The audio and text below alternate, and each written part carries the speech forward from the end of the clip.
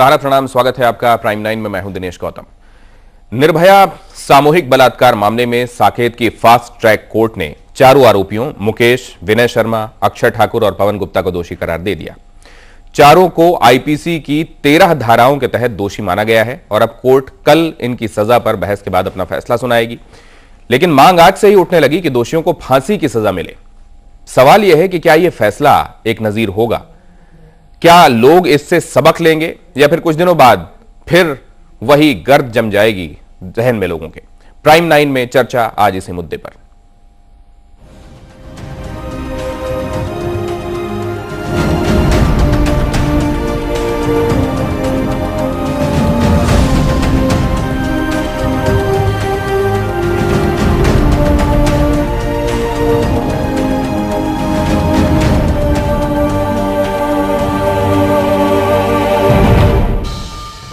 दिल्ली में 16 दिसंबर 2012 को हुए निर्भया सामूहिक बलात्कार मामले में मंगलवार को सभी लोगों को साकेत की फास्ट ट्रैक कोर्ट के फैसले का बेसब्री से इंतजार था।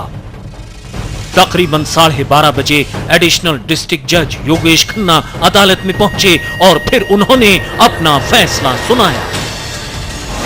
मुकेश दोषी, विनय दोषी, अक्षय ठाकुर दोषी, पवन गुप्ता दोषी।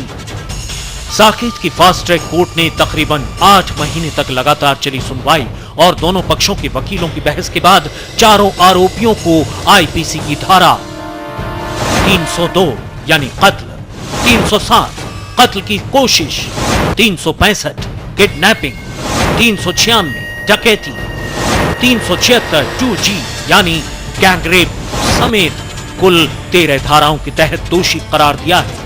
कोर्ट ने पीड़िता की मृत्यु से पहले दिए गए बयान और फॉरेंसिक साक्ष्यों को ज्यादा भरोसेमंद माना है। इन धाराओं के तहत इन चारों दोषियों को अधिकतम फांसी तक की सजा हो सकती है। अब इन चारों दोषियों की सजा पर बहस और फैसला बुधवार को होगा।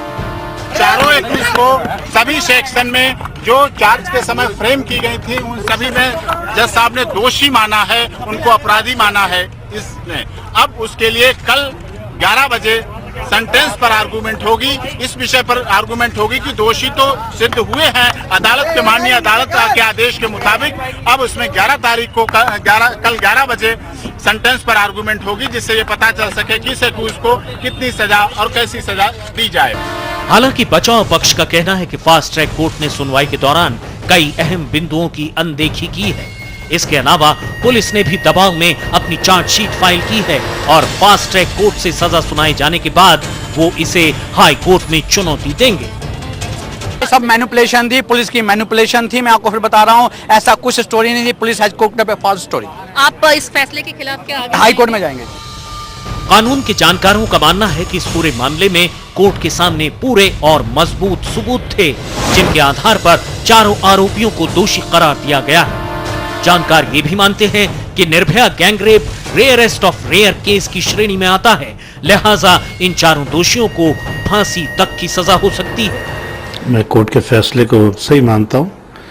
ऑब्वियसली जो फैसला हुआ है ये on the basis of evidence हुआ है और एविडेंस की मात्रा या एविडेंस की क्वालिटी काफ़ी साउंड होगी, इसीलिए अदालत ने उनको दोषी माना है। निर्भया गैंगरेप में एक आरोपी राम सिंह पहले ही जेल में आत्महत्या कर चुका है, जबकि एक दोषी नाबालिग है और जुवेनाइल कोर्ट ने उसे 3 साल के लिए बाल सुधार गृह भेजा है।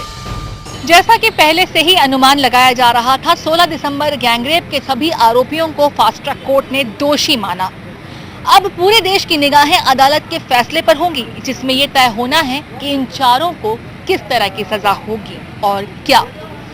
ये बेहद अहम होगा क्योंकि ये फैसला एक पिछले साल 16 दिसंबर को हुए इस गैंगरेप ने पूरे देश को हिला दिया था, जिसके बाद दिल्ली समेत पूरे देश में इसको लेकर आंदोलन हुए थे और आखिरकार केंद्र सरकार को कानून में बदलाव तक करना पड़ा था। अब इंतजार बुधवार का है, जब इन चारों दोषियों को कोर्ट सजा सुनाएगी, जिसके बाद ही निर्भया की आत्मा को शांति मिलेगी और देश की उस जागरूक जनता को सुकून भी मिलेगा जिसने इसके लिए आंदोलन किया था।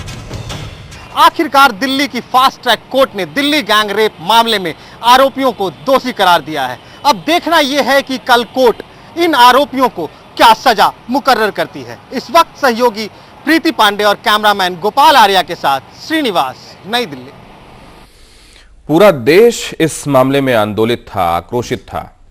9 महीने तो यहां लग गए, अभी कल फैसला आने वाला है। अभी उन्हें दोषी पाया गया, फैसला सजा के संदर्भ में कल आने वाला है। क्या वो मामला जो लगभग हर किसी की नोटिस में आया और लगभग हर किसी ने उसको लेकर विरोध प्रदर्शित किया, कहा कि जल्द इंसाफ मिलना चाहिए, उसमें ये 9 महीनों का वक्फा ये दिखाता है कि अगर हम चाहें तो लगभग इतने दिनों में कम से कम हर किसी को एक पड़ाव तक हम पहुंचा सकते हैं इंसाफ के, या ये दिखाई देता है कि जब इसमें इतनी देर लग सकती है तो दूसरे इस तरह के मामलों में क्या होता होगा।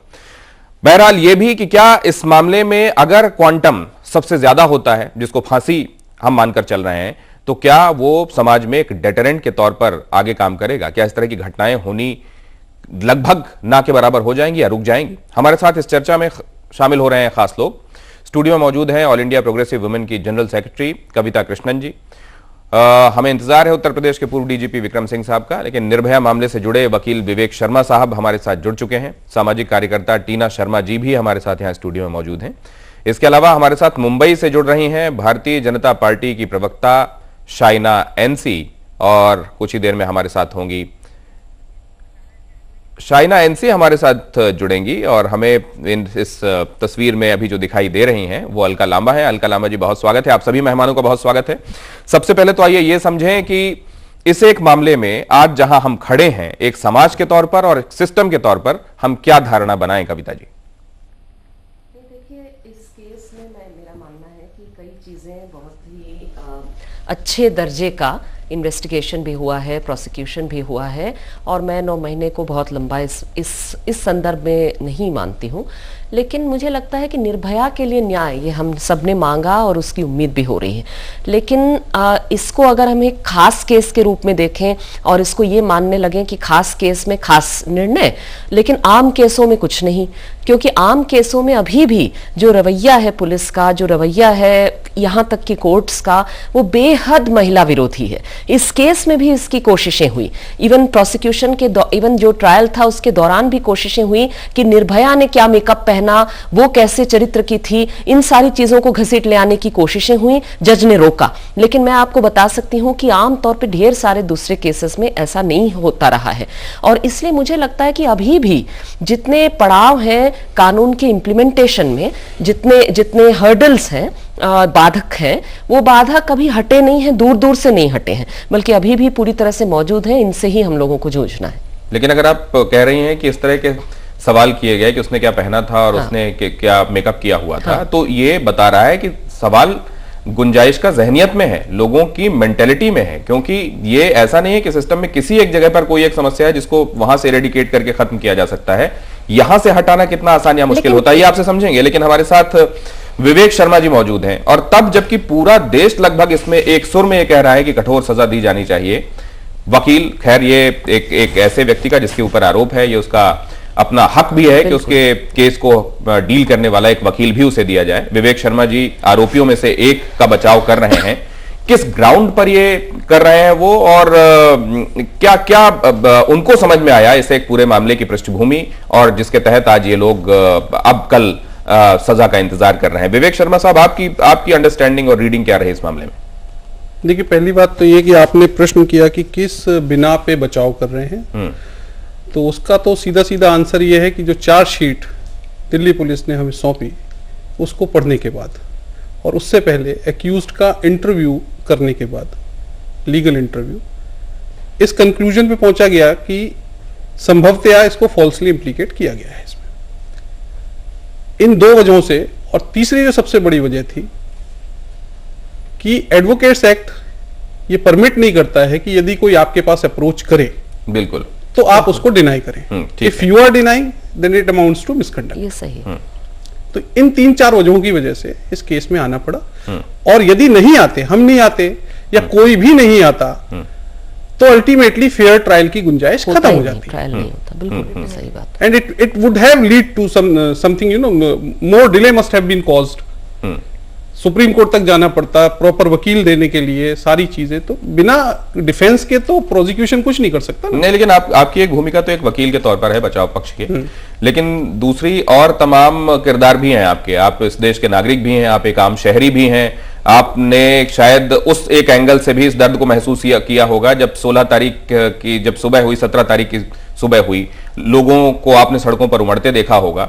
इस एक द्वंद को आप अपने अंदर कैसे संभालते हैं जब आप कोर्ट में होते हैं? देखिए, जो मेंटेलिटी, जो साइकी उस समय सबकी थी, उससे इनडिफरेंट मैं भी नहीं था। मेरे पास जब पवन के फादर पहली बार पहुंचे, प्रोबेबली 20 तारीख को, 20 या 21 तारीख को, तो जब उन्होंने अपनी पूरी स्टोरी, अपना पक्ष रखा, उसके बाद ही मैं तैयार हुआ। और उसके बाद भी तैयार होने से पहले मैंने उनको ताकीद किया कि पहले मैं उससे मिलूंगा, उससे जानूंगा कि सच्चाई क्या है, ठीक है, उसके बाद ही मैं आऊंगा। तो जब सारी चीजें साफ हुई, क्लियर हुई, तब इस केस में आना पड़ा और इसको उसका डिफेंस काउंसिल अपॉइंट किया गया मुझे। टीना शर्मा जी, आपकी आज दिन भर लोगों से मुलाकात हुई होगी। जब आज इस पड़ाव पर हम पहुंचे कि चलिए इस कोर्ट से अब दोषी समझा गया इन लोगों को और अब सजा मिलने की बारी है, किस किस तरह के रिएक्शन लोगों से मिले? और क्या लोग ये समझते हैं कि यहां से समाज में आज सच किसी तरह के परिवर्तन की शुरुआत है या वन ऑफ केस मानते हैं इसको? ऑफ कोर्स इससे तो कोई डिनाई नहीं कर सकता कि rarest of the rare case है। बट देखिए, आज जो जजमेंट हमारे पास आया है वो आप उसको कल जब डिटेलिंग हमारे पास जजमेंट की आएगी तो हमें पता चलेगा कि उनको लाइफ इम्प्रिजनमेंट मिलता है या डेथ पेनल्टी मिलती है। और उसमें भी देखिए, लोगों को जो आज डर मुझे समझ में आया है, क्योंकि मैं काफी सारे पैनलिस्ट मेरे साथ थे, तो हम डिस्कशन जब चल रहा था तो ये पता चला कि देखिए, अगर डेथ पेनल्टी मिल भी जाती है तो उसका एग्जीक्यूशन कितना टाइम लगेगा। उसके बाद ह्यूमन राइट्स बीच में आ जाता है, उसके बाद कहीं ना कहीं प्रेसिडेंट को अप्रोच किया जाता है। और मुझे लगता है कि ये सब चीजें जो हैं, और इसमें एक बहुत इंपॉर्टेंट चीज जो मैं यहाँ डिफाइन करना चाहूंगी कि प्रतिभा पाटिल जी भी एज ए प्रेसिडेंट जाते जाते काफी सारे ऐसे केसेस करके गई थी जिनको नहीं करना चाहिए था, और इस पे काफी डिबेट भी हुआ, उस समय भी हुआ, उसके बाद भी हुआ। इनफैक्ट निर्भया जब ये दामिनी का केस हुआ पूरे दिसंबर में, जब इसके ऊपर डिबेट शुरू हुई तो उस पर भी हुआ। तो देखिए, डेथ पेनल्टी मिलना और डेथ पेनल्टी का एग्जीक्यूशन होना is again a question. End of course अभी हम कल का वेट कर रहे हैं कि कल क्वांटम ऑफ सेंटेंस क्या होगा, पनिशमेंट क्या है, उस पे ऑफ कोर्स हम उसके वेट किए बगैर हम कुछ नहीं कह सकते। शाइना एनसी जी भी हमारे साथ जुड़ चुकी हैं और अलका लांबा भी आपको नजर आ रही हैं। अलका जी, आपने तो इस एक मसले में लोगों के साथ सड़क पर निकलकर लड़ाई लड़ी थी। ये दिन आपके लिए व्यक्तिगत तौर पर कैसा है, खासतौर से जब अब कल सजा की बारी है? और आपका अनुभव क्या कहता है? यहां समाज में किसी तरह की तब्दीली आप नोटिस करती हैं या ये वन ऑफ केस है जो हाई प्रोफाइल हो गया तमाम मसलों की वजह से, और इस एक मामले में ये ट्रीटमेंट समाज और सिस्टम का दिखाई दे रहा है?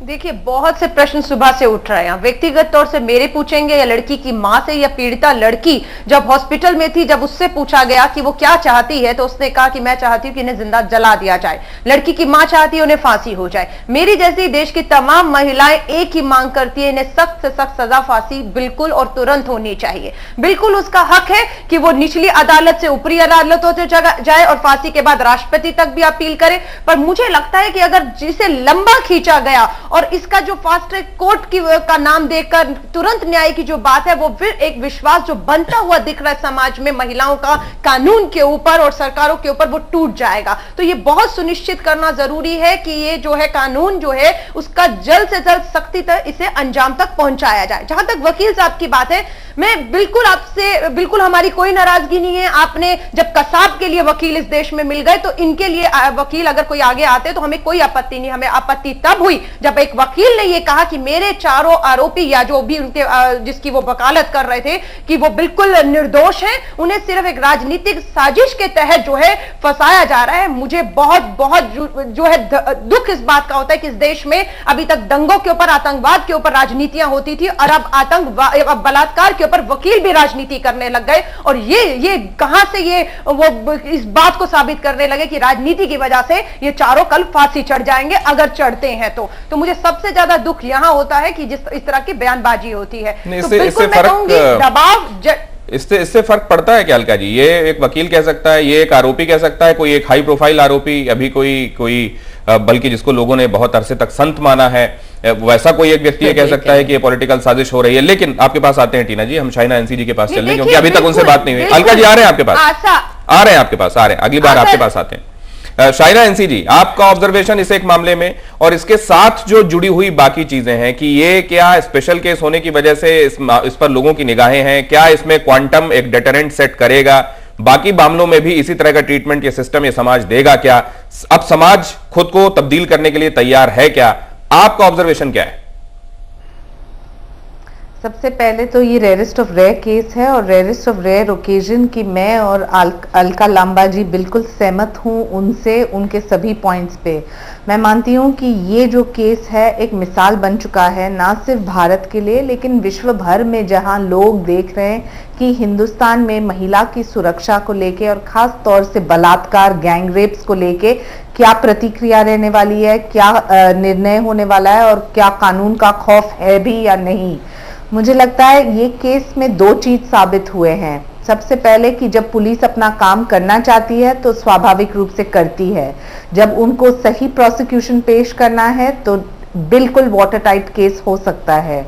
और दूसरी बात, जहां जुडिशरी का सवाल है कि फास्ट ट्रैक कोर्ट होने के बावजूद जब हम आज चर्चा कर रहे हैं तो 9 महीने के बाद भी निर्भया के माता पिता को शायद थोड़ी और देर रुकनी पड़ेगी। ये अफसोस की बात है क्योंकि ये प्रावधान लाने के बाद अप्रैल में जो सीआरपीसी में हमने बदलाव लाया है, जो आईपीसी में बदलाव लाए हैं, उसके बावजूद कानून होने के बावजूद जो हर एक नागरिक को 1 साल रुकना पड़े और गुनहगार को सजा नहीं मिलती है तो ये अफसोसजनक बात है। मैं मानती हूं कि समाज में मानसिकता के ऊपर चर्चा जरूर करनी चाहिए क्योंकि ये राक्षस जो बैठे हैं, जो 1 साल की लड़की के साथ बलात्कार कर सकते हैं, तो निर्भया जैसे कितने लड़कियां के साथ ऐसे हादसे होते हैं। अफसोस की बात यह है कि जो कन्विक्शन रेट है इतना डिजमल है, हर एक प्रांत में आप देखेंगे, और ये बैकलॉग जुडिशरी है, ये बैकलॉग है पुअर प्रोसिक्यूशन। तो ये तीनों ही बातें कि ये बहुत अहम केस है, पूरी दुनिया की निगाहें इस पर हैं, जाहिर है इससे संदेश जाने वाला है लोगों के बीच में, लेकिन इसमें बहुत सारे लोग ये भी कह रहे हैं कि यहां भी जस्टिस में डिले होता हुआ नजर आया है उनको इस पर, लेकिन टीना जी की शायद मुख्तलिफ राय है, और ये भी कि यहां पर जहनियत में तब्दीली अब भी बाकी रह गई। टीना जी अपनी बात कही। मैं शायना एनसी जी को करेक्ट करना चाहूंगी। देखिए, चार्जशीट जो है वो 18 दिन में फाइल हुई, 2.5 महीने करीब पुलिस ने लिए इंटरोगेशन के लिए, और 6 महीने जो फास्ट ट्रैक कोर्ट का प्रोविजन है वो 6 मंथ्स का है, तो 7 मंथ्स पे। और आपको ये देखना पड़ेगा कि प्रोसिक्यूशन के 85 गवाह थे, 17 जो है वो डिफेंस के गवाह थे, तो 102 गवाहों को समय देना। और मैं बहुत कैटेगोरिकली यहां पर कहना चाहूंगी कि सब 1 महीने का डिले हो जाए कोई बात नहीं, पर कोई ऐसा व्यक्ति जो मुलजिम है उसको मुजरिम ना बनाया जाए, पहली बात। और दूसरी बात, अगर हम लड़की के लिए अगर हम यहां पर जस्टिस मांग रहे हैं तो हमें इंसानों के लिए जस्टिस मांगना पड़ेगा। और 6 महीने का जो है वो फास्ट ट्रैक कोर्ट का प्रोविजन है। 6 मंथ्स 25 डेज में अगर डिसीजन आ रहे हैं तो इससे ज्यादा फास्ट ट्रैक हमारे देश में कभी कुछ हुआ नहीं है। और जो देखिए इन्वेस्टिगेशन होता है, इंटरोगेशन होता है, पुलिस अपना टाइम लेती है, तो इसमें शायना एनसी जी मुझे लगता है कि आंकड़ों में उनको थोड़ी सी गलती हुई है, वो अपने आप को करेक्ट कर लें। दूसरा ये कि नया एक करेक्शन और है कि नया कानून इसमें नहीं अप्लाई करेगा, नया कानून रेट्रोस्पेक्टिवली नहीं अप्लाई करता है, ये पुराने कानून के तहत ही इसमें सुनवाई हुई। और आप 9 महीने जो लोग कह रहे हैं, देखिए मैं भी महिला हूं और कविता कृष्णन जी, अलका, मैं, हम तीनों इंडिया गेट पे एक साथ थे, और मैं बिल्कुल ये कहना चाहूंगी कि हमें पूरी हमदर्दी है लड़की के साथ। हम इनफैक्ट पहले दिन से लड़की के लिए बोल रहे हैं, बट दूसरा जो डिफेंस है उसके लिए भी आप इस तरह का नेग्लिजेंस नहीं लाएं तो ज्यादा अच्छा होगा। चलिए एक अगर कई सारे एक बात और भी है कि 1-1.25 महीने की तो छुट्टियां ही थी। नहीं, उसमें 15 दिन की छुट्टियां थी, sorry I have not included, 15 दिन की छुट्टियां थी उसमें कोर्ट की, 15 दिन की छुट्टियां। मतलब कहने का ये कि इससे ज्यादा फास्ट नहीं हो सकता, इससे ज्यादा फास्ट नहीं हो सकता था, लेकिन क्या इसमें क्योंकि सिस्टम के कई सारे हिस्से इन्वॉल्व होते हैं, इसमें मुझे लगता है मुझे लगता है कि लोग अपने आप को करेक्ट करें, क्योंकि ये जो एक मैसेज समाज में जाता है, जुडिशरी बहुत अच्छा काम कर रही है, पुलिस ने इनफैक्ट इसमें सबसे अच्छा काम किया है। डिफेंस, मैं आपको बताती हूं कि डिफेंस के कितने भी आर्ग्यूमेंट्स हो, DNA test, tissue test, Singapore से वीडियो कॉन्फ्रेंसिंग की गई, बेंच ने सिंगापुर के हॉस्पिटल के डॉक्टर्स को सुना, और दूसरी बात हाफ बर्न जो कपड़े थे उनका डीएनए टेस्ट जितने ठीक तरीके से इसको किया गया, आप सोच नहीं सकते। हमारे देश में पहली बार हमारे देश में पहली बार डेंटल इंजरी का इंस्पेक्शन हुआ है, जो कि आज तक कभी नहीं हुआ। लेकिन हर एक केस में ऐसा क्यों होगा, ये आप कह सकती हैं दावे के साथ? नहीं, अब क्या इसके बाद हर एक केस में ऐसा होगा? Definitely not. अगर ये सारे एविडेंसेस मेडिकल और ये फॉरेंसिक एविडेंसेस नहीं होते तो ये बहुत आराम से छूट के निकल जाते। इसका मतलब ये है कि अलका जी हर बार इसी तरीके से आप सबको सड़कों पर उतरना होगा, किसी की भी सरकार हो, कोई भी सिस्टम संभाल रहा हो, लेकिन जब तक प्रेशर लोगों का सड़कों से नहीं पड़ेगा ये मामला फास्ट ट्रैक नहीं होगा। नहीं, मुझे बिल्कुल नहीं लगता। ये अपने आप में, जिस तरह से भी टीना जी ने बताया है कि कितना अपने आप में सबसे कम समय में चार्जशीट होना और इसका फैसला आना अपने आप में, मुझे लगता है कि बाकी जो बंद फाइलों को खोलने का एक उम्मीद की किरण जगा कर जाएगा। और हर एक को अब कानून समझ आ रहा है। जिस तरीके से आपने पूरे 9 महीने मीडिया ने, खासतौर से कहूंगी, इस मुद्दों को उठाया और जिंदा रखा सड़कों पर, हम लोग भूले नहीं। अगर हम सड़क पे नहीं थे, मीडिया के थ्रू हम बिल्कुल संपर्क में रहे पूरा देश की क्या हो रहा है, हर पल पल की घटना। तो मुझे लगता है इसके बाद मुंबई का गैंगरेप हुआ, तो आपको क्या लगता है कि इसके बाद मुंबई पे नजर नहीं रहेगी? और इसी के बाद जो सजाएं उसमें भी होंगी, वही एक, मैं कहती हूँ, अपराध खौफ पैदा करे ना करे, सजाएं खौफ पैदा करती हैं। नहीं, मैं बहुत छोटी बात ये कहना चाहती हूँ कि इसमें ये केस मिसाल बने अपवाद नहीं, इसके लिए हमको सोचना पड़ेगा कि आखिर ये प्रक्रिया और जगह क्यों नहीं हो पाती। और इसमें मैं बताना चाहूंगी थोड़ा बाद में कि पुलिस क्या, मुंबई रेप के बाद पुलिस कमिश्नर मुंबई के, उन्होंने पब्लिकली कहा कि लोग पब्लिक में एम्ब्रेस कर रहे हैं, इसकी वजह से रेप्स बढ़ रही हैं। इस तरह के बयान जो लड़कियों को दोषी ठहराते हो, टॉप पुलिस ऑफिसर्स पहले कोर्ट में ये पूछा जाना कि निर्भया ने क्या पहना था, उसका मेकअप कैसा था, और मुंबई के पुलिस के आला अधिकारी का ये कहना है कि अगर लोग यूं सार्वजनिक तौर पर ये जोड़े एक दूसरे को गले लगाए हुए दिखाई देंगे तो इस तरह की घटनाओं को कैसे रोका जा सकता है। शाइना एनसीजी के पास चलेंगे, एक छोटे से ब्रेक के लिए रुक रहे हैं, हाजिर होंगे।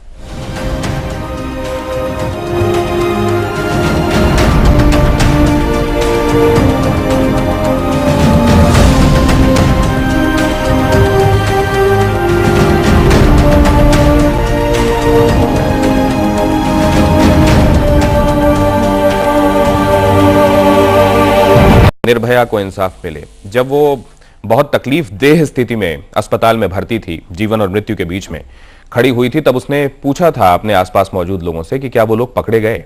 बस दरअसल वो इतना ही पूछ पाई, और अब शायद उसकी आत्मा इस बात का इंतजार कर रही है कि इंसाफ क्या होता है और क्या ये लोगों के लिए नजीर बनता है।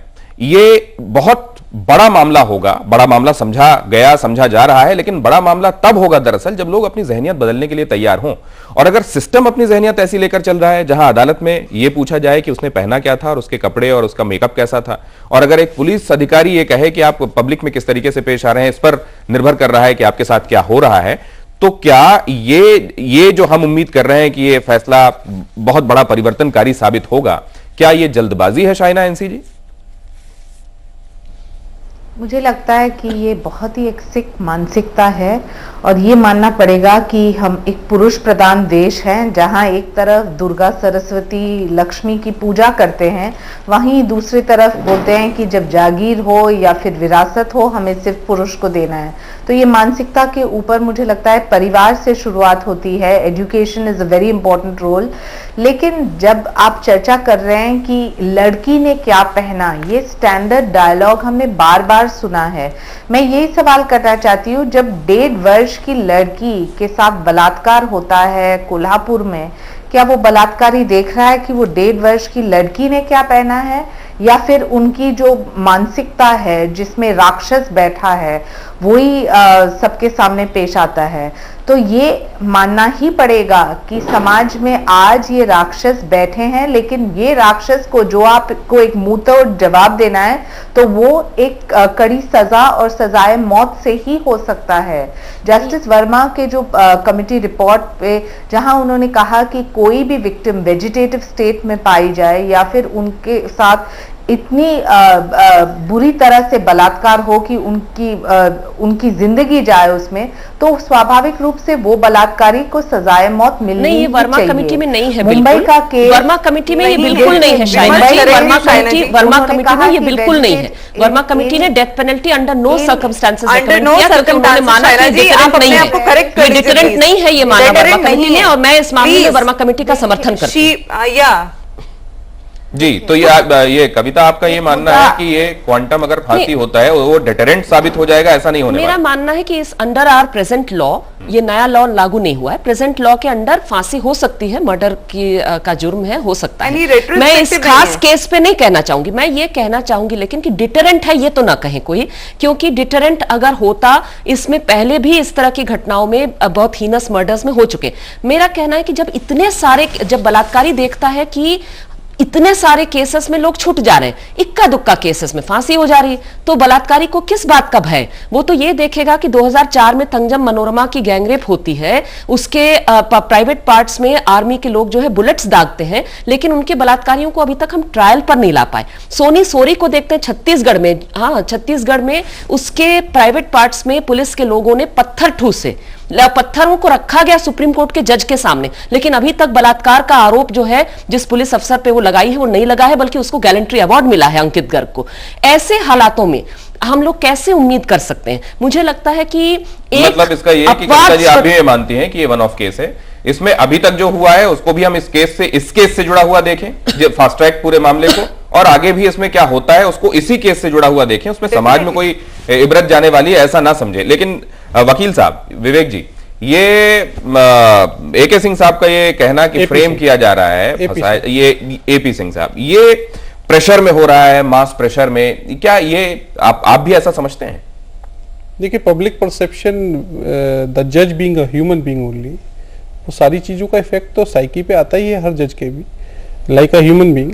और पहली बात मैं आपको ये बता दूं कि ये बार बार बात कही जा रही है अभी भी कि ट्रायल के दौरान ऐसी बातें उठी कि वो क्या पहने थी, कैसा मेकअप था, ये बात कभी भी नहीं उठी। All through out the trial किसी ने भी नहीं उठाई है।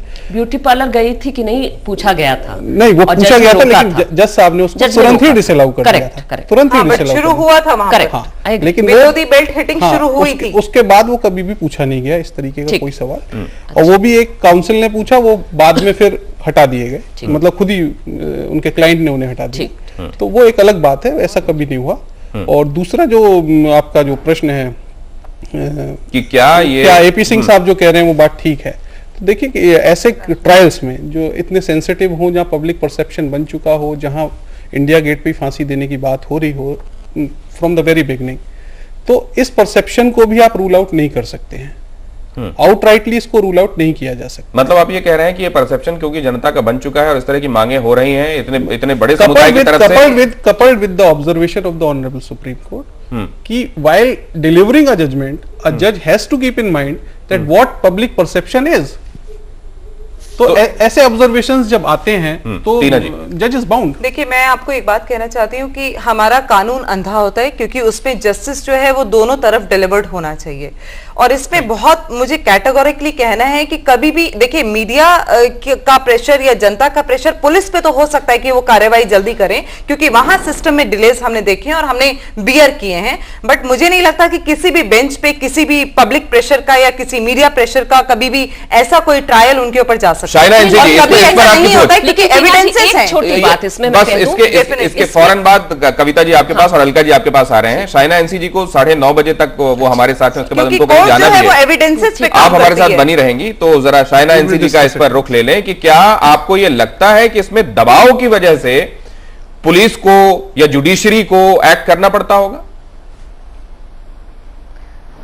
देखिए, आप इतने सारे उदाहरण हैं जहां बहुत ही सारे बलात्कार के केसेस जहां they go totally unnoticed. So clearly media effort हो या फिर मीडिया का प्रेशर हो, पब्लिक का प्रेशर हो, तो स्वाभाविक रूप से हर एक सिस्टम में जो पुलिस हो या फिर कार्रवाई के एजेंसीज जो हैं सब काम कर रहे हैं। लेकिन मैं आपको बताना चाहती हूँ कि मुंबई जैसे शहर में जहां शक्ति मिल में बलात्कार होता है, वहां आप थोड़ा फैक्ट फाइंडिंग कीजिए तो आपको पता चलेगा कि ये ग्रुप, ये उन्होंने पहली मर्तबा बलात्कार नहीं की है, ये चौथी मर्तबा हुई है, और इतने सारे बार करने के बावजूद उनको पकड़े भी नहीं गए। तो पुलिस क्या कर रही है? मुंबई जैसे शहर में जहां 49,000 पुलिस फोर्स है, जहां से 27,000 सिर्फ वीवीआईपी ड्यूटी कर रहे हैं, तो 22,000 बचे इतने बड़े शहर में पेट्रोलिंग के लिए, महिला सुरक्षा को लेके सिर्फ ट्रांसपोर्ट में हमने एक संघर्ष की कि आप पब्लिक ट्रांसपोर्ट में, रेलवेज में, बसेस में देखिए कि महिला कांस्टेबल तक मौजूद हो, ताकि आम जनता में एक कानून का खौफ हो या फिर माहौल ऐसा बने कि वो सुरक्षित है। वहां भी ऐसे सिंपल मेजर्स भी नहीं हुए हैं। शायना जी, यहाँ पर हम जुडिशरी पे दबाव की बात कर रहे हैं कि जुडिशरी क्या दबाव में जजमेंट देता है, इसकी बात कर रहे हैं आप। सवाल कुछ और है। मैं मुंबई के बारे में पहले भी बोलना चाह रही थी, आपने मौका नहीं दिया, आप दूसरे सवाल पे गए, इसलिए मैं आपको बोलता रही हूँ कि शक्तिमल case is another clear cut case जहां मीडिया प्रेशर है। हम देख रहे हैं कि निर्भया का घटना हुआ था दिसंबर में, अब ये केस को हम देखेंगे कि किस ढंग से ये पब्लिक प्रेशर, ये मीडिया प्रेशर, क्या जुडिशरी, लेकिन मीडिया प्रेशर जब आसाराम के केस में हुआ, शैना जी, जब आसाराम के केस में मीडिया प्रेशर हुआ तो आप लोगों ने कहा कि आप लोग तो अभी आप लोग सजा सुना दे रहे हैं, due process. Kavita ji please आप मेरे तरफ से मत बोलिए, आप मेरे तरफ से मत बोलिए, आपकी तरफ से कर रहे हैं तो हम लोग के नेता, छत्तीसगढ़ के चीफ मिनिस्टर, उमा भारती, कैलाश बड़े आप ये सवाल मुझे मत कीजिए भाई। आपकी पार्टी के नजदीक लोगों ने किया। एक बात इसमें ऐड करना चाहता हूं दिनेश जी, जो पब्लिक परसेप्शन की बात है, जो पब्लिक प्रेशर की बात होती है, मीडिया प्रेशर की बात होती है, इसी केस में जब एजिटेशन हो रहे थे, एक हेड कांस्टेबल की डेथ हुई due to cardiac arrest, Subhash Tomar. कौन लोग अरेस्ट हुए? 8 innocent persons under 302 booked. Later on it was found out कि भाई वो इनोसेंट है, तो फॉल्स इम्प्लीकेशन को आप रूल आउट नहीं कर सकते हैं। ऐसा नहीं होता कि गलत आरोप नहीं लगते लोगों पर, ऐसा नहीं होता। और शायद इसीलिए ये कहा जाता है कि बेशक कई गुनहगार छूट जाएं, लेकिन ऐसा नहीं होना चाहिए कि एक बेगुनाह को सजा मिल जाए। बहुत बहुत धन्यवाद शाइना एनसी जी हमारे साथ जुड़े रहने के लिए और चर्चा में हिस्सा लेने के लिए। अलका लांबा जी बहुत देर से कुछ कहने के लिए व्यग्र हैं, कहिए अलका जी। मैं आप ही की लाइन को आगे बढ़ा रही हूं। हम लोग दो हिस्सों में बटे हुए हैं। एक हिस्सा ये कहता है कि 100 अपराधी बच जाएं, एक निर्दोष को सजा नहीं हो। मैं उस दूसरी तरफ खड़ी हूं, मैं कहती हूं फाड़ कर फेंक दीजिए उस पन्ने को जो ये कहता है कि 100 अपराधी फ्री हो जाए लेकिन एक निर्दोष को सजा नहीं हो, क्योंकि यही 100 जो है ये हमारे समाज में जो घूमते हैं और हवस का शिकार हमारी बच्चियों को भी बना रहे हैं। Alka ji, sorry Alka ji, I must interrupt you. आप इंटरप्ट कीजिए। अलका जी, आप rule of land of law को डिनाई कर रही हैं, जिन्होंने अपराध किया और वो इसी की आड़ में बच निकल गए। प्लीज, मुंबई गैंगरेप अपराध किया और बचकर निकल गए। आज वो लड़की जो बिल्कुल अभी तक आगे नहीं आई थी, उसे उम्मीद दिखी और उसने आकर कहा कि ये वही अपराधी है जिन्होंने मेरे साथ पहले यहाँ पर रेप किया था। अपराधी बचे। प्लीज, मैं बिल्कुल लॉ की किताब पे आऊंगी और मैं कहती हूँ फाड़ के फेंकने होंगे ऐसे पन्नों को जो बिल्कुल हमें सुरक्षा नहीं देता है। सुप्रीम कोर्ट के पन्ने फाड़ के फेंकने से कोई फर्क नहीं पड़ने वाला। कीजिए तो आपको पता चलेगा पन्ने कैसे फाड़ के फेंके जाते हैं। एक पब्लिक इंटरेस्ट लिटिगेशन आप जाइए और कोर्ट में फाइट कीजिए, मेरी आपको सलाह है। मैं इससे आपको समझ आएगा कि कानून कैसे लड़ा जाता है। कोर्ट के रवैये पे क्या बात कर रही हैं आप? मजाक बना दिया आपने कानून को। कानून की किताबों को बदला है, पार्लियामेंट में नया कानून लेकर आए। पार्लियामेंट में नए कानून में ऐसा नहीं है कि निर्दोष को जो है वो सजा हो जाए, ठीक है? गेट पे नहीं निकले इसलिए ऐसी बातें न करें हम लोग। कानून भी नहीं आता। एक बात नहीं, टीना जी की बात पे मैं एक बात रिस्पॉन्ड करना चाह रही हूँ। ला रहे हैं जो ये कहता है कि 100 अपराधी बदल जाए, एक निर्दोष को सजा नहीं होनी चाहिए। मैं टीना जी की बात पे एक रिस्पॉन्ड करना चाह रही हूँ। टीना जी, आपकी बात अपनी जगह बिल्कुल सही है, लेकिन मैं एक बात मेरे मन को परेशान करती है कि जैसे rarest of the rare case, ठीक है, क्या इसमें एक सब्जेक्टिव जजमेंट नहीं आ जाती है? जब सोनी सोरी के आदिवासी महिला है, उसके शरीर के अंदर जो पत्थर ठूसे जाते हैं वो जज के सामने रखे जाते हैं, जज को रेयरेस्ट ऑफ रेयर नहीं लगती? माने वो रेप का केस लॉन्च करिए यहां तक नहीं कहते हैं। लेकिन जब निर्भया के साथ उतना ही भयानक कांड होता है तो पब्लिक परसेप्शन और जो आउटरीच है उस सब के चलते कोर्ट को लग सकता है ये रेयरेस्ट ऑफ रेयर है। इसीलिए मुझे रेयरेस्ट ऑफ रेयर को लेकर के इतनी परेशानी लगती है कि जब मनोरमा के प्राइवेट पार्ट्स में अगर बुलेट्स दागे जाते हैं वो भी तो रेयरेस्ट ऑफ रेयर माना जाना चाहिए, लेकिन वो रेयरेस्ट ऑफ रेयर नहीं माना। हमारी पूरे सिस्टम फेल कर गई उस मामले में, हम न्याय नहीं दिला पाए। खैर लांजी क्या रेयरेस्ट ऑफ रेयर नहीं था, उसमें मौत की सजा नहीं हुई। तो ये मुझे लगता है रेयरेस्ट ऑफ रेयर इतनी सब्जेक्टिव कैटेगरी है कि मुझे न्याय को लेकर के बड़ी चिंता होती है इस मामले में। और 16 दिसंबर के बाद बहुत बदलाव आया है। नहीं, लेकिन अगर ये बदलाव किसमें आया अलका जी? 16 के बाद मेरे पास ये आंकड़े हैं, बाद में होते तो शायद इसको भी इनसे कड़ी सजा मिलती। अगर ये केस 16 दिसंबर के बाद होता तो बिल्कुल कड़ी। अलका जी आपसे टीना जी कुछ कहना चाह रही है? इसी की तो लड़ाई लड़ी। आप अपने आंकड़ों को अपने आप पास रखिए, मैं आपसे यहाँ पर बहस नहीं कर रही। 16 दिसंबर के बाद ये तो बताइए, 16 दिसंबर के बाद आपको लग रहा है आपको करेक्ट करना बहस है, इसीलिए शायद रेयरेस्ट को रेयरेस्ट नहीं माना गया, उसमें सजाएं नहीं। ऐसी बात नहीं है, आप रेयरेस्ट का मतलब एक आंदोलन हुआ और नए कानून आए और कोई भी बलात्कार के बाद कोई बच पाएगा। क्या हर एक बलात्कार हीनस ऑफेंस है? समाज को, मीडिया को प्रेशर बिल्डअप करना होगा और तब हमारे सिस्टम हमारे लिए काम करेंगे। एक छोटा सा ब्रेक, चर्चा जारी।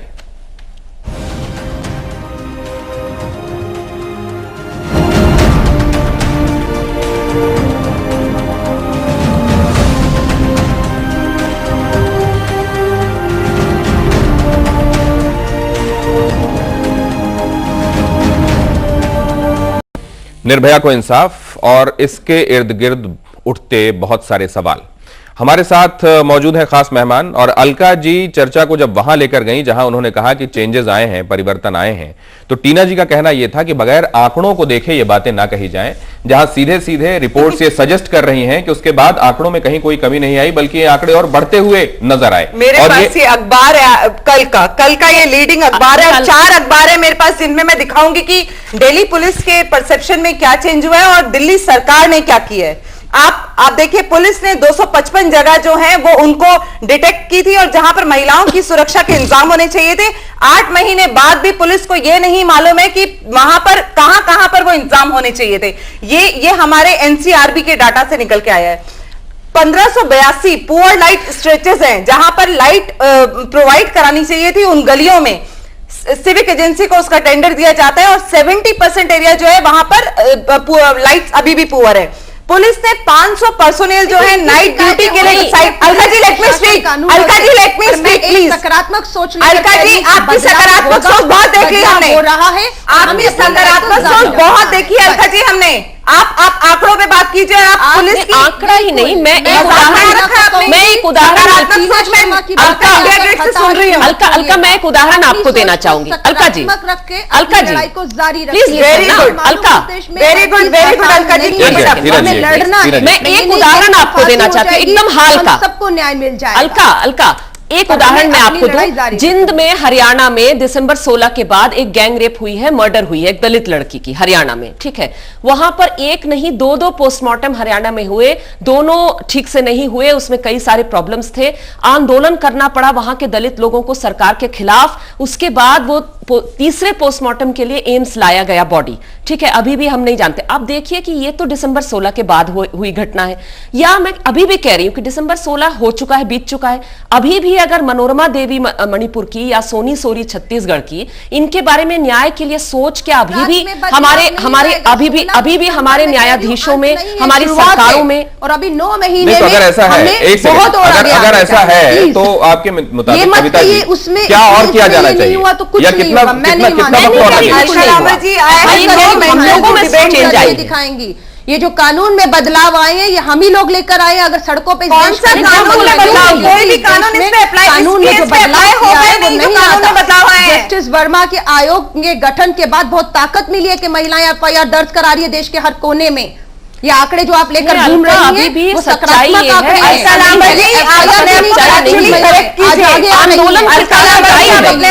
मुंबई में जो गैंग रेप घर बैठी थी, उससे हिम्मत आई, वो वापस आई, हमने ताकत जरूर आई है, लेकिन क्या कविता जी अगर एक सेकंड, टीना जी ये ठीक है, आप कुछ आंकड़ों का हवाला दे रही हैं और कहीं उसमें थोड़ा सा रोशनी उनको अलका जी को नजर आ रही है, लेकिन इसके अतिरिक्त आपको क्या लगता है कोशिशें कहां और किस शिद्दत की होनी चाहिए कि वो तब्दीली आ सके कि ये आंकड़े फिर नजर ना आए? एक बहुत अच्छी कोशिश मैं आपको बताती हूँ बीएस बस्सी साहब ने की है, जो हमारे पुलिस कमिश्नर आए हैं। पहले वाले जो पुलिस कमिश्नर थे नीरज कुमार जी, उनकी एक स्टेटमेंट मुझे बहुत बुरी लगी थी उन दिनों में। उन्होंने कहा था कि जनसंख्या बढ़ रही है इसलिए रेप बढ़ रहे हैं।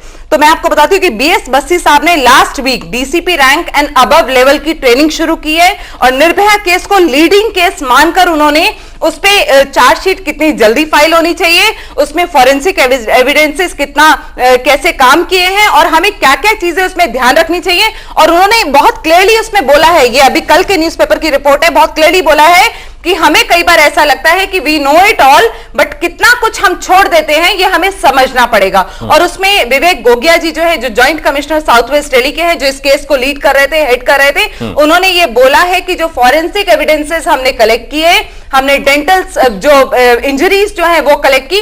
और मैं आपको बताना चाहूंगी इस कंट्री में पहली बार वो डेंटल इंजरीज का जो मार्क्स जो है उसको आइडेंटिफाई किया गया। कर्नाटका में there is only one certified lab जिसमें वो होता है, सफदरजंग हॉस्पिटल से वो किए गए और वहां भेजे गए, पहली बार किसी केस में हुआ है। इसका मतलब ये नहीं है कि आज से पहले जितने गैंग रेप हुए उसमें कोई डेंटल बाइट्स नहीं थी, हमेशा थी, पर पहली बार इसको दिल्ली पुलिस ने अपनाया और किया। This is commendable and in fact इसमें केस स्टडी बना के इसको बहुत चीजें Alka ji let me speak please, इसीलिए मैं please Alka ji let me speak, चीजें पहली बार हुई हैं, नकारात्मक मत होइए। अब जरा ये भी समझें कि जब ये बात होती है पहली बार कि इस एक मामले में पब्लिक परसेप्शन और उसका प्रेशर भी काम कर रहा है, तो इसको विवेक शर्मा जी आप इसको पॉजिटिव मानते हैं या आप इसको प्रॉब्लमेटिक मानते हैं? डेफिनेटली प्रॉब्लमेटिक है for the sake of law. क्या करना चाहिए इस देश के लोगों को? अगर इसी देश के लोगों ने अपने लिए एक संविधान और कानून, ये व्यवस्था चुनी है, इसी देश के लोग ये समझते हैं कि यही कानून, यही सिस्टम उनके लिए डिलीवर नहीं कर रहा है और अगर वो सड़कों पर आते हैं तो क्या करें? आपके जैसे लोग ये भी कहते हैं कि इस तरह का परसेप्शन और ये दबाव, then they should strive for the change in the system, नहीं, not to make opinions about. नहीं, कैसे आप जरा बताइए। जो एजिटेशन कर रहे हैं वो लॉ के लिए करें, सिस्टम को चेंज करने के लिए। देखिए एजिटेशन तो क्या वो भी शामिल नहीं था इसमें? 144 धारा लगा के और पुलिस लगा के रोका जाता है। जी, कविता जी और अलका जी आपके पास आते हैं, जरा विवेक जी की बात पूरी हो जाए जी। हाँ, तो इसके लिए सिस्टम को आप चेंज करिए। नहीं, सिस्टम को चेंज करने के लिए तो ये आवाजें थी, उसके बाद सरकार ने हरकत में आते हुए एक अमेंडमेंट, सपोजिंगली जैसे अभी कविता जी ने कहा था, सुप्रीम कोर्ट ने in many of the judgments ये होल्ड किया है कि every murder is a serious offence, लेकिन every murder is not rarest of rare. अब आप ये सारा परसेप्शन बना के हर मर्डर को यदि रेयरेस्ट ऑफ रेयर केस की कैटेगरी में लाना चाहेंगे तो that would not hold in the court. मैं दूसरी बात कह रही थी। नहीं, मैं आपकी बात नहीं कर रहा हूं, मैं दिनेश जी की बात का जवाब दे रहा हूं कि कैसे कोर्ट्स पर इफेक्ट आएगा। परसेप्शन बनेगा तो वो जज भी तो ह्यूमन बीइंग है, उसको भी तो ये सारी चीजें इफेक्ट करती हैं। के बाद से वो जो 16 दिसंबर की रात के बाद जब आया तो एक जिम्मेदार देश जिसने अपने लिए कानून और व्यवस्था चुनी है, उसके शहरी, उनको चुप होकर ये देखना था कि ये सिस्टम और ये जुडिशरी और इसके सरकार, मतलब तमाम कंपोनेंट्स क्या करते हैं और उनको यूं सड़कों पर नहीं होना चाहिए। सिस्टम यदि सही चल रहा होता तो सड़कों पे होते भी नहीं तो फिर आप रिक्वायरमेंट है सिस्टम को चेंज कर। फिर आप इसको काउंटर प्रोडक्टिव भी तो मानते हैं, आप ये कहते हैं कि इफेक्ट भी तो करता है, इफेक्ट करता है, but we have no other option. सड़कों पर नहीं, सड़कों पर लोग क्यों उतरना इतना जरूरी है ये मैं बताऊं। देखिए, सड़कों पर उतरना ये कोई लिंच मॉब की तरह उतरना नहीं होता है, ठीक है। इसमें सड़कों पे लोग इसलिए उतरते हैं क्योंकि वो देखते हैं कि केस आफ्टर केस जो है, लड़की अपने आप को अकेला महसूस करती है, न्याय नहीं मिलता है और आपका कन्विक्शन रेट इतना लो है, ठीक है। इसको लेकर के इसलिए लोग आंदोलन किए और अगर न्याय मिल रहा है तो मेरे ख्याल से बहुत ही स्वागत योग्य है एक केस में। लेकिन मैं मानती हूँ लोगों को हर केस में, हजारों की संख्या में हर केस में तो लोग नहीं निकल पाएंगे। इसीलिए मैं यहां कहना चाहती हूं जोर देकर के कि देखिए, जो लोग आंदोलन कर रहे हैं, डे टू डे आंदोलन कर रहे हैं, हजारों की संख्या में हो सकता है ना कर रहे हैं, हमारे जैसे महिला संगठन वो सिस्टमिक चेंज के लिए ही कर रहे हैं। लोगों के माइंडसेट से लेकर के लॉ तक ये सारे चेंजेस, और पुलिस में अकाउंटेबिलिटी, जुडिशरी में अकाउंटेबिलिटी, सरकार का रवैया, इन सारी चीजों से हम लोग जूझ रहे हैं। मैं बार बार ये कहना चाह रही हूं कि इस केस की आड़ में, ये केस सचमुच में एग्जेम्पलरी कई मामलों में रहा है, बिल्कुल इसके बारे में सकारात्मक होना चाहिए, कोई गलत बात नहीं है इसमें। नकारात्मक और सकारात्मक इसमें बात नहीं, बात ये है लेकिन कि ये एक अपवाद की तरह अगर इसको ट्रीट किया गया, जो मुझे लग रहा है, क्योंकि मैं अभी भी बताऊं, मतलब आप प्रकारांतर से ये कह रही हैं ना कि जिन मामलों में लोग सड़कों पर आके किसी मामले में खड़े नहीं होंगे, वो चेंज अभी भी नहीं आया। मुंबई के रेप के बाद farmer Mumbai police commissioner YP Singh national TV पर आकर के कहते हैं 90% रेप जो है, रेप कंप्लेंट फॉल्स होते हैं। क्यों भाई साहब, क्यों जनाब? वो कहते हैं इसलिए फॉल्स होते हैं क्योंकि वो लड़कियां इतनी सिवियरली इंजर्ड नहीं होती कि वो हॉस्पिटलाइज हो जाए। जब ऐसा सोच रहे कोई आदमी जो पुलिस कमिश्नर रह सके, मजबूत है पर सोच मजबूत नहीं, सोच की ही बात नहीं है, अकाउंटेबिलिटी होनी पड़ेगी। अलका, अकाउंटेबिलिटी होनी पड़ेगी। अगर कोई ऐसा बयान देता है तो उन पर कार्रवाई क्यों नहीं हो सकती? जिनकी सोच ऐसी है उनसे आप अकाउंटेबिलिटी अगर कोई पुलिस, जिनकी सोच ऐसी है, सोच, जिनकी सोच, तो वो पैदा तो नहीं होते कि सोच लेकर के। मैं कह रही हूँ जो पुलिस वाले हैं या जो सरकार में है या जो पॉलिटिशियंस हैं या जो जज है, जो ऐसे बलात्कार किए, वो बलात्कारी जो ऐसा सोच रखते हैं, वो तो समाज ने बलात्कारी को बनाया है, उनको निर्दोष है, उनको आजाद कर देना चाहिए और समाज को फांसी पे चढ़ाना चाहिए। मैं ये कह रही हूँ कि जो पुलिस वाले, मैंने कहा जो पुलिस वाले, मेरा सवाल आपसे ये था कि इस एक मामले में आप ये कह रही हैं कि लोग उतरे, और क्यों उतरना सड़कों पर उनका जायज था, ये भी आपने बताया। हर केस में बाकी सारे केसेस में क्या होगा? बाकी सारे केसेस में लोग जो पीड़ित हैं वो क्या उम्मीद लगाएं? मैं इसमें कुछ बोलना चाहूंगी। टीना कहिए। देखिए, ऐसा है कि फास्ट ट्रैक कोर्ट्स जो हैं वो सारी स्टेट्स में नहीं है, पहली बात। दूसरी बात, कोर्ट्स इतनी ओवरलोडेड है कि उनके पास जो डिप्लॉयमेंट है वो भी नहीं हो रहा है। तो मुझे लगता है कि कहीं ना इंफ्रास्ट्रक्चर की बहुत ज्यादा कमी है, जैसे विवेक जी बोल रहे हैं। और दूसरी बात मैं ये कहना चाहूंगी कि इसमें सीधा जो रूलिंग पार्टीज होती हैं उनकी कहीं ना कहीं अंडरस्टैंडिंग और उनकी जिम्मेदारी, अकाउंटेबिलिटी बहुत इंपॉर्टेंट है। जब तक वहां से डिप्लॉयमेंट, टैक्सेस, उनका इनिशिएटिव, उनका अकाउंटेबिलिटी, उनका अलॉटमेंट नहीं होता है। स्टेट का मुद्दा है, बिल्कुल राज्यों को फास्ट ट्रैक कोर्ट तुरंत गठित फास्ट ट्रैक कोर्ट ही नहीं, मैं फास्ट ट्रैक कोर्ट की बात हम 6 साल से कर रहे हैं। जहां पर ये बात कही जाती है कि ये पब्लिक प्रेशर और ये मीडिया प्रेशर कथित तौर पर ये काउंटर प्रोडक्टिव होता है, वहां ये भी समझना चाहिए कि हमने उस घटना के बाद इस तरह की घटनाएं देखी हैं जहां कोई एफआईआर कराने गया, एफआईआर नहीं हुई, या एफआईआर कराने की कोशिश के बाद जब वो लौट रहे थे तो रास्ते में उस पीड़ित की जुबान भी काट दी गई और इवेंचुअली उसको मार भी डाला गया।